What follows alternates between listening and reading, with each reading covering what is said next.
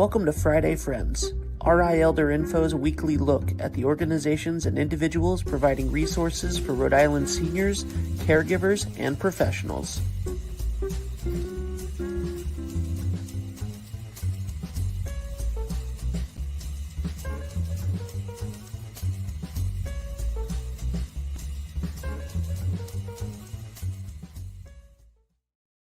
Good morning, everybody. Happy Friday. It is 9 o'clock on Friday, and you are watching me, Deb Burton, the host of Friday Friends, which airs every Friday at 9 a.m. and is a program of RI Elder Info.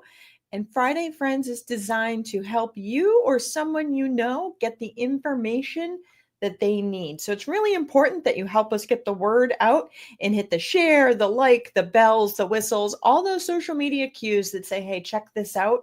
Because what we're talking about today is really an issue that is becoming more and more of a crisis. And so it's going to be really important that we reach as many people as we can with the resources we're talking about today with the URI SNAP outreach team. Really important. So please make sure you share on your personal channels and your community channels because we don't want folks going hungry.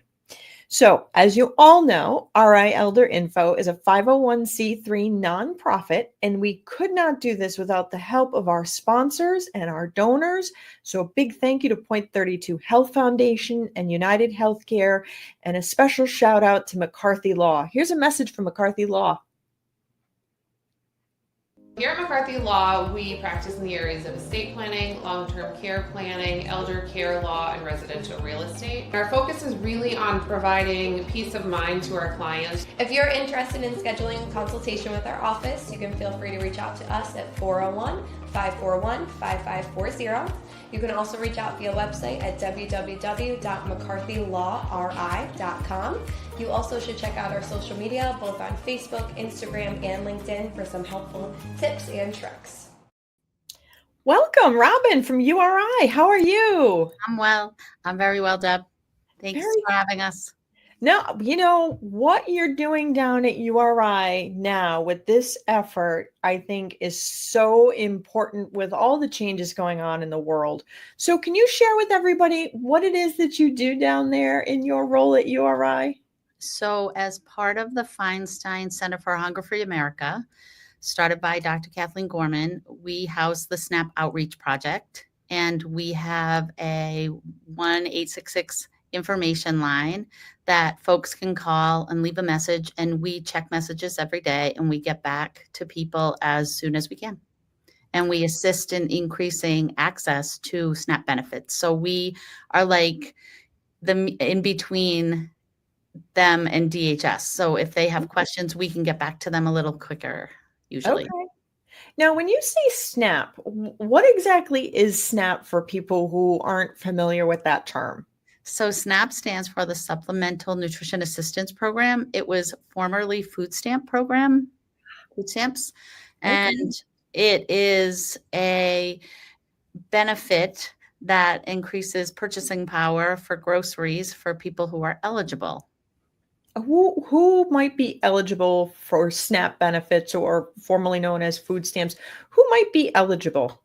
So low-income populations, there's an income eligibility piece to that, but that can include low-income families with children, older adults, individuals living with disabilities, individuals without dependents. So basically, anybody can be eligible. If they're eligible, they can apply. Okay. And are the eligibility guidelines different if you're, say, an older adult or a person with disabilities versus, say, the income guidelines for maybe a younger family? Are there differences with that? There are. If you are non-older adult or person with disabilities, you have to be below 185% of poverty. If you are above the age of 60 or have a documented disability, you can, the guidelines stretch up to 200% of poverty. So there's a little more leeway. Okay. And that poverty level, I'm thinking, is probably one of those things that gets adjusted on a regular basis. So those specific numbers might change year to year. right? They do. They get updated for October 1st of every year. So October 1st to September 30th of the following year. Okay. And how do people actually apply, or how do they get help from your team to apply? So they should call us, leave a message. If they're trying to apply, we'll call them back and we'll see what the best manner to get them going is. So we do everything from sending out paper applications. If you are an older adult, older than 60, there's a shorter application called the ESAP. If you're under 60, then you do the regular traditional application, which is a bit long. We mail them out. We will connect people with the online application if that's what they can do. And sometimes we even complete the application for people over the Okay. phone. And then we'll mail it with all the stickies, sign here, put your social here. We don't put that stuff on when we mail it out. Oh, that's good, because we don't want to mail out social security numbers through the mail these No. days. So when people call, is that the 1-866-306-0270 number? That is. Okay. And your team will actually, I think the last time I looked, even the short form for Mhm. benefits was still like a lot of pages. So your team can help people like walk through that form? We'll walk right through it. And we've had people who have dexterity issues. So we'll complete, like I said, as much as we can for them. And then we'll mail out with instructions on what they need, because they have to gather their verification documents to actually, with their application, they need to have, their any deductions, what their pay is, if it's Social Security, what their earned or unearned income is. So we send all that information out, and then they can drop it off to a DHS office. Okay. Or mail it in, I'm sure, to the usual DHS mailbox and things like that. So once somebody applies and they have all the proper documentation submitted, how long does it take to get approved? So DHS has 30 days to approve the case, but it's usually sooner than that, but 30 days from when they receive the application. And I meant to add too, when individuals call, we'll use the SNAP screener online, the Rhode Island SNAP screener, and we'll put in all their information and we'll jot it down on a call log so that we know what they have going on. Because sometimes they're not 100% sure it's this much, is that much. So they'll call us back, leave a message. So, and there are expedited benefits, SNAP benefits that can be given within 7 days if people have less than $100 cash and less than $150 in monthly earnings, or if their housing expenses exceed their monthly income, or they're I believe, a seasonal farm worker or migrant. So there are variations there, but 30 days is what they have, but people, it seems much sooner. Yeah, because if you're hungry, I don't want to see anybody go hungry that is eligible for benefits or anything like that. And even in an expedited situation, which would be heartbreaking for somebody to be in a situation that requires it to be expedited, that's still 7 days that you could be hungry. But once you're approved, what happens then? I know back in the day, you used to get this fake looking coupon type money. And for some folks, there was a lot of embarrassment around pulling out the food stamps and nasty comments, things like that. How do you get the benefits now? It's not still those coupon things anymore. It isn't. It's an EBT, an electronic benefits transfer card. So it looks like a credit card. In Rhode Island, it's blue. It has a picture of the bridge, is the most recent I've seen. So it does decrease stigma. It's pretty discreet, and it's just utilized like a credit card. Okay. I saw something on the news about skimming devices and people doing some really shady things not too long ago. Is there like the PIN number associated? I'm assuming you keep this benefit card protected just like your credit cards or your own like personal bank debit? There's another number too that I can certainly give to you and put in the chat. EBT Edge. they can call. It's very simple to get their balance, to change their PIN, and protect their card. And if it's lost or stolen, they can call EBT Edge, or they can call us. We have the form. There's another, paper form we can help fill out for them, send out to them, direct them to it online if they have a printer. I mean, we'll basically do whatever's the quickest and easiest way for people to get the paperwork they need and get it in. I love that you're able to help people in such a direct way. It's not like, oh, just call this number and something will magically happen. It's like, call your number, call the 866-306-0270, but somebody's actually monitoring that, and a real human being calls back to actually help with the paperwork. Because sometimes this paperwork is like, whew, overwhelming. It definitely is. And we do a lot of different things. Like, we'll help people call the DHS IVR line to figure out what their status is of their paperwork. We've done it for them and called them back and told them where to go from that point. We try to be the middleman to help decrease, because sometimes DHS call waits can be a little longer for people. Oh, yeah. And frustrating. And we want them to be ready for when they do have to call, that they have everything they need. That's good, because that'll make the call go faster. Because, sometimes if you're struggling financially, you may have a phone that has a limited number of minutes. So sitting forever on the phone to talk to someone at DHS for them to say, oh, do you have XYZ available? And you're like, no. And now all of a sudden it's like, oh, Jeep. Yeah. Yeah, we try to get them ready, so they're all ready they have to do an interview. A lot of times that's on the phone. So we try to get them ready get everything in, help them know what they need to prove medical expenses, all of that stuff. Oh, good. Okay. Now, once you get your card, are you able to do like online grocery shopping, for like our homebound folks, things like that? Can you order online? You can order online, and it gives online purchasing at participating locations, which are Aldi's, Amazon, Walmart, BJ's, and Stop and Shop. Wow. So that's a good chunk of the grocery stores around everywhere. Like, there's good access in that way to have those options to be able to buy food online. And I feel like if you have the technological ability, and I recognize not everybody's online, but it gives you the chance to actually pick the groceries you want. You can pay for it with your SNAP benefits, and then, maybe have it delivered, or have your home health aide go pick it up without having to hand over the card and your PIN number. So it's more secure. It's definitely convenient. Yeah, absolutely. So could you just go through the steps again real quick on who should apply and how they do that?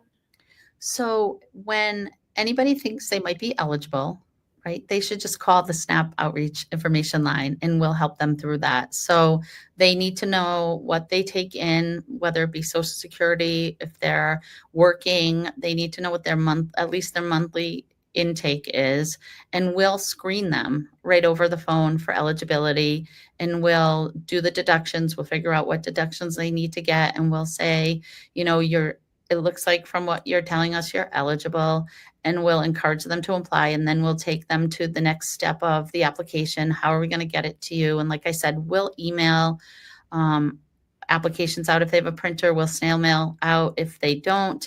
Sometimes they're close to a DHS office, so they can stop by and pick an application up if that's going to be quicker for them. And then from that point, they get all their documents in, and then they get an interview, and then they're approved. The benefits go on their card at the first of the month. And the card, does that get mailed out? It gets mailed out. Okay, to the address that the person provides in their application. Mm-hmm. Okay.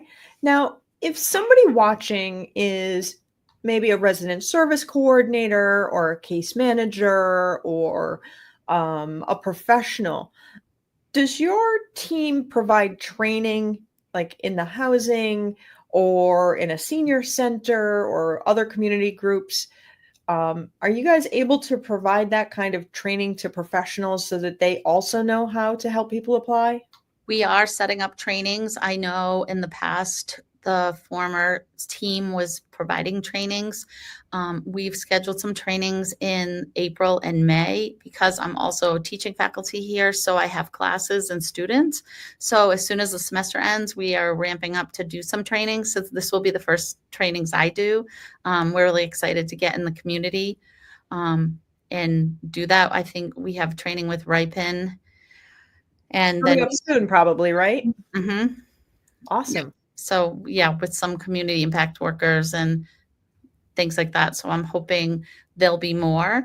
DHS also offers this too. So we've directed people to that if we can't get to them soon enough. So Absolutely. So that's good. So it's a lot of information and resources so you can help the individuals. One thing I forgot to ask. Mhm. So if I want to inquire, I can call the 866-306-0270 number, Mhm. and then somebody calls me back. Mhm. When they call me back, are they going to ask for my date of birth and social security number, or is that something that is not asked and the paperwork will be sent to me to fill in?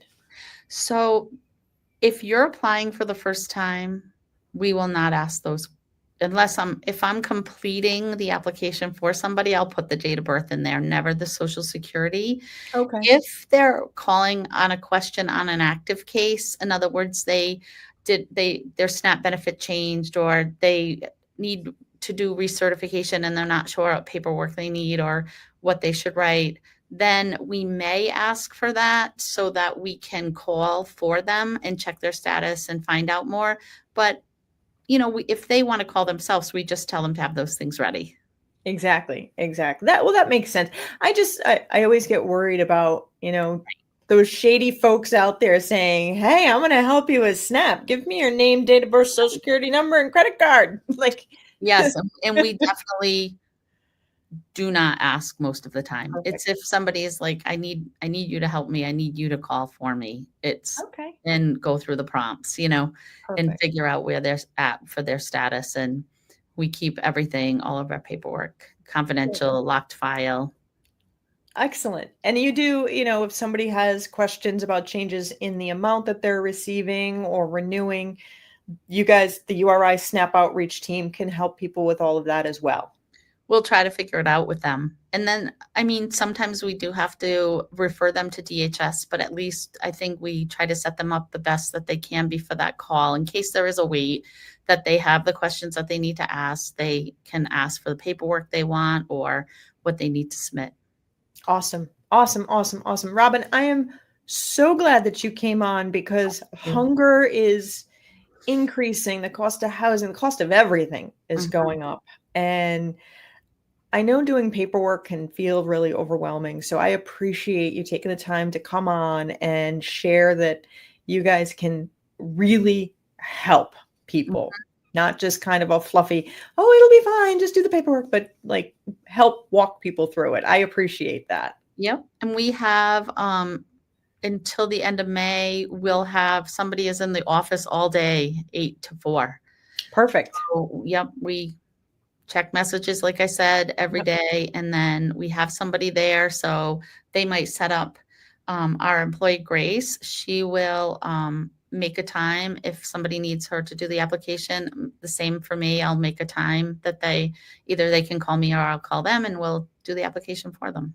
Oh, I love it. I love it. When you say office, where is the office located? The office is located at Pastore Hall at URI. It's room 127.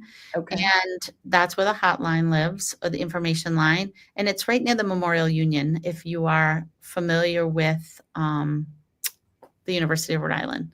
Okay. So all the South County folks, they don't have to worry about driving all the way to Providence. They can come see you. They can come see us. And there's a DHS office in Wakefield that they can drop their application to. Perfect. Perfect. Robin, thank you so much for coming on today. I really do appreciate it. Thanks for having us, Deb. Have a great day. You too. Bye-bye. Everybody, there's so many changes going on in the economy right now that there are folks who are doing okay that are now struggling. and some folks who have the opposite, that they're doing better. But nobody should go hungry. So please don't hesitate to reach out to the URI SNAP outreach team. Again, that number is 1-866-306-0270. Again, nobody should be going hungry in this country. And it is imperative that we get the word out to folks, especially our older adults who may not realize that they're eligible, who don't have the ability to say, go out and get a part-time job or a full-time job to be able to afford groceries these days.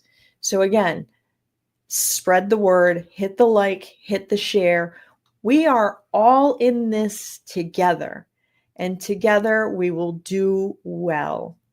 So I look forward to seeing you all again next week. In the meantime, be well and be kind. If you like this video, please follow us on social media and subscribe on YouTube.